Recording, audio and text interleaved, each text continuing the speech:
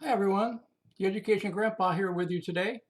Just bringing you a Christmas greeting, Christmas message, and I'm going to go after this message and present it from a different perspective. I'm going to go after it from the position of an atheist or the non-religious person who just wants to ignore the stories and teachings of Scripture as I believe is truth. So if that's the position that an atheist takes, this raises a dilemma, particularly with their celebrations of the major holidays of Christendom.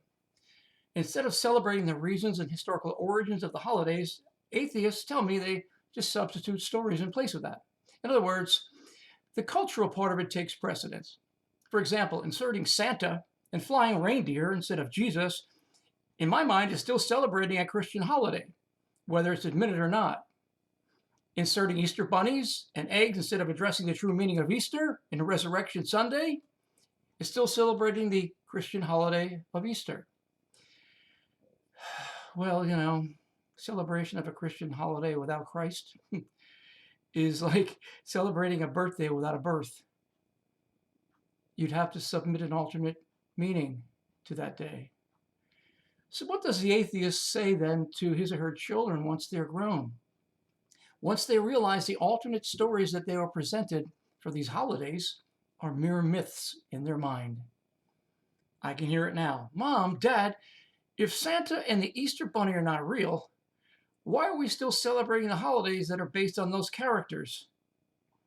Their parents would have to say, yeah, they're myths. But then what about the holiday?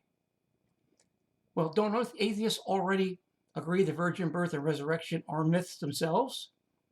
Then why celebrate the holiday based on myths? Why not simply celebrate the myths they avoid rather than push the narratives of secularized meanings of the holidays in question? Adults should be honest, even if the implications of their honesty surrounding the holidays is really discomforting. Atheists want their cake and eat it too. Wish that was easy for all of us to do. But especially on birthdays, they like to have it that way. Here's what I mean by that. On our birthdays, we had nothing to do with our conception or our birth. We were just there, not our choice. So did the stork then bring atheists into the world?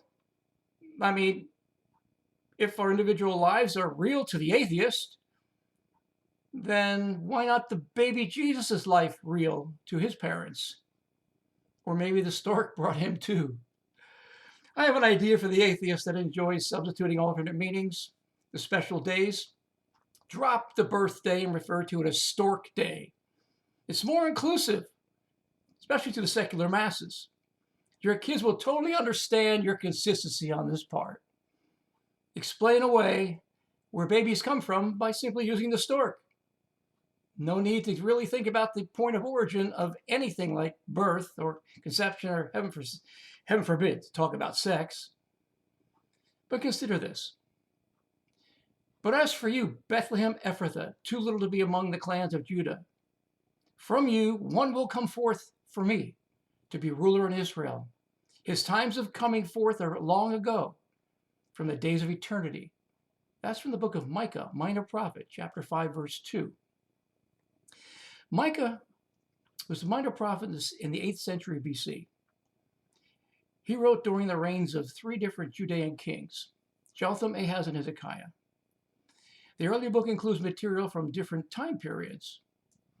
Later chapters have parts of the book clearly written about the Babylonian exile, which happened earlier than his actual writing, date actually. The latest material comes from the post-exilic period where the exile occurred and the temple was rebuilt around the 6th century.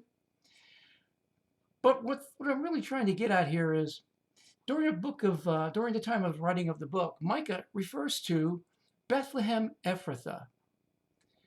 Bethlehem is the current name, and Ephrathah was the ancient name of the location of the birth of Jesus.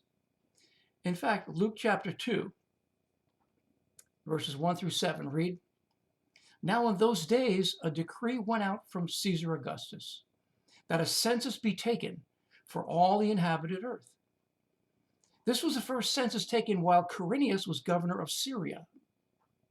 And everyone was on his way to register for the census, each to his own city. Joseph also went up to the city of Galilee, went up from Galilee, from the city of Nazareth to Judea, to the city of David, which is called Bethlehem, because he was of the house and family of David, in order to register along with Mary, who was engaged to him, who was with child while they were there.